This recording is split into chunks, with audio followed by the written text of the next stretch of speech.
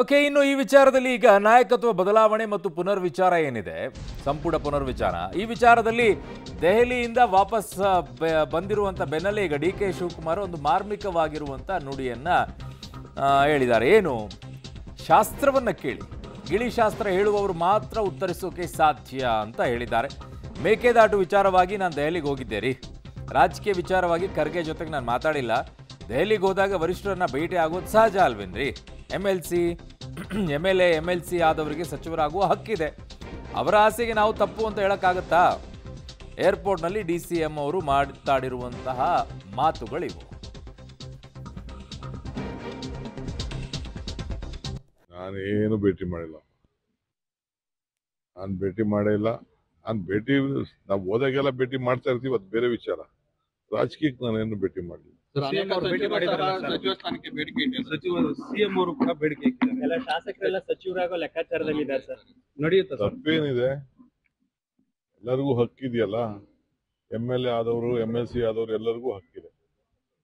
ಎಷ್ಟೋ ಜನಕ್ಕೆ ಏನು ಆಗದೆ ಹೋದವ್ರನ್ನ ನಾಳೆ ಬೆಳಗ್ಗೆ ಮಿನಿಸ್ಟರ್ ಮಾಡೋಂಥ ಅವಕಾಶಗಳು ಹಿಂದೆ ಆಗಿಲ್ವಾ? MLA ಇಲ್ಲದೆ ಹೋದವ್ರನ್ನ MLC ಇಲ್ಲದೆ ಹೋದವ್ರು ಮಂತ್ರಿ ಮಾಡೋಷ್ಟು ಅವಕಾಶ ಮುಖ್ಯಮಂತ್ರಿಗಳು ಇರ್ತದೆ. ಸೊ ಯಾರು ಪಕ್ಷಕ್ಕೋಸ್ಕರ ದುಡಿದಿರ್ತಾರೆ ಅವರೆಲ್ಲ ಏನಾದ್ರು ಒಂದು ಅಧಿಕಾರ ಬೇಕು ಅಂತ ಆಸೆ ಪಡ್ತಾರೆ. ಅವ್ರ ಆಸೆಗೆ ನಾವು ತಪ್ಪು ಅಂತ ಹೇಳಕ್ಕಾಗ್ತದ? ಅವ್ರದೇ ಆದಂತ ರೀತಿಯಲ್ಲಿ ಪಕ್ಷಕ್ಕೋಸ್ಕರ ಹೋರಾಟ ಮಾಡಿರ್ತಾರೆ, ತ್ಯಾಗ ಮಾಡಿರ್ತಾರೆ, ಶ್ರಮ ಪಟ್ಟಿರ್ತಾರೆ. ಸೊ ಅದೇನು ತಪ್ಪೇನಿಲ್ಲ. ಸಚಿವ ಸಂಪುಟ ಪುನರಾಚನೆ ಆಗುತ್ತೋ ಇಲ್ಲ ನಾಯಕತ್ವ ಬದಲಾವಣೆ ಆಗುತ್ತೆ ಸರ್? ಏನ್ ಹೇಳಿ? ಸಚಿವ ಸಂಪುಟ ಪುನರಾಚನೆ ನಡೆಯುತ್ತೋ ಇಲ್ಲ ನಾಯಕತ್ವ ಬದಲಾವಣೆ ಆಗುತ್ತೆ? ಈ ಎಲ್ಲರೂ ಶಾಸ್ತ್ರಗಿಸ್ತಾ ಇದ್ರೆ ಗಿರಿಗಿರಿ ಶಾಸ್ತ್ರದವರು ಕೇಳಿ ಅವ್ರು ಮಾತಾಡ್ಬೋದು. ನನ್ನ ಸಹೋದ್ಯೋಗಿ ಈಗ ಪೊಲಿಟಿಕಲ್ ಬ್ಯೂರೋಯಿಂದ ಸುಖೇಶ್ ನನ್ನ ಸಂಪರ್ಕಕ್ಕೆ ಸಿಗ್ತಾ ಇದ್ದಾರೆ. ಸುಖೇಶ್, ಈಗ ಒಂದೊಂದ್ಸಲ ತುಂಬ ಮಾರ್ಮಿಕವಾಗಿ ಮಾತನಾಡಿ ಬರ್ತಾರೆ ಡಿ ಕೆ ಶಿವಕುಮಾರ್. ಶಾಸ್ತ್ರವನ್ನು ಕೇಳಿ, ಗಿಳಿಶಾಸ್ತ್ರವನ್ನು ಕೇಳಿ.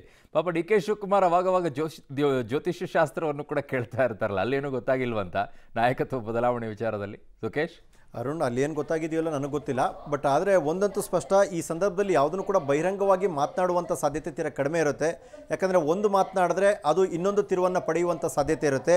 ಕಾರಣ ಏನು ಅಂದರೆ, ರಾಜಕಾರಣದಲ್ಲಿ ಬಹುತೇಕ ಬಹಿರಂಗವಾಗಿ ಹೇಳೋದಕ್ಕಿಂತ ಆಂತರಿಕವಾಗಿ ಮಾಡಬಹುದಾದಂಥ ಪ್ರಯತ್ನ ಮತ್ತು ಯತ್ನ ಜೊತೆಗೆ ಮಾತುಕತೆಗಳೇ ಪ್ರಾಮುಖ್ಯತೆಯನ್ನು ಪಡೆದುಕೊಳ್ಳುತ್ತೆ. ದೆಹಲಿ ಅಂಗಳದಲ್ಲಿ ಡಿ ಕೆ ಶಿವಕುಮಾರ್ ಆಡಿರುವಂಥ ಮಾತು ಬಹುಶಃ ಅವರು ಬಹಿರಂಗವಾಗಿ ಖಂಡಿತ ಎಲ್ಲೂ ಕೂಡ ಮಾತನಾಡದಂತೆ ಇಲ್ಲ ಮತ್ತು ಹೇಳಲಿಕ್ಕೂ ಸಾಧ್ಯ ಇಲ್ಲ.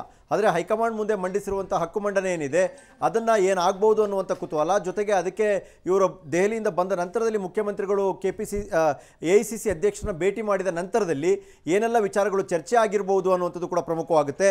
ಇಬ್ಬರೂ ಕೂಡ ಯಾವುದೇ ವಿಚಾರವನ್ನು ಬಹಿರಂಗವಾಗಿ ಮಾತನಾಡದೇ ಇದ್ರೂ ಕೂಡ CM ಮತ್ತು DCM ನಡುವಿನ ಮುಸುಕಿನ ಗುದ್ದಾಟ ಏನಿದೆ, ಅದು ಪವರ್ ಶೇರಿಂಗ್ ವಿಚಾರದಲ್ಲಿ ಸಹಜವಾಗಿ ಎಲ್ಲವನ್ನೂ ಕೂಡ ಮುಂದಾಕುವಂಥ ಲಕ್ಷಣಗಳೇ ಕಾಣಿಸ್ತಾ ಇದೆ. ವಿಶೇಷವಾಗಿ ಸಂಪುಟ ಪುನರ್ರಚನೆಗೆ ಆಸಕ್ತಿ ಹೊಂದಿದ್ದಂಥ CM ಸಿದ್ದರಾಮಯ್ಯ ಅವರಿಗೆ ಬಹುಶಃ ಡಿ ಕೆ ಶಿವಕುಮಾರ್ ಅವರ ಬಿಗಿಪಟ್ಟು ಅದಕ್ಕೂ ಕೂಡ ಅವಕಾಶ ಮಾಡಿಕೊಡುವಂಥ ಸಾಧ್ಯತೆ ತೀರಾ ಕಡಿಮೆ ಇದೆ.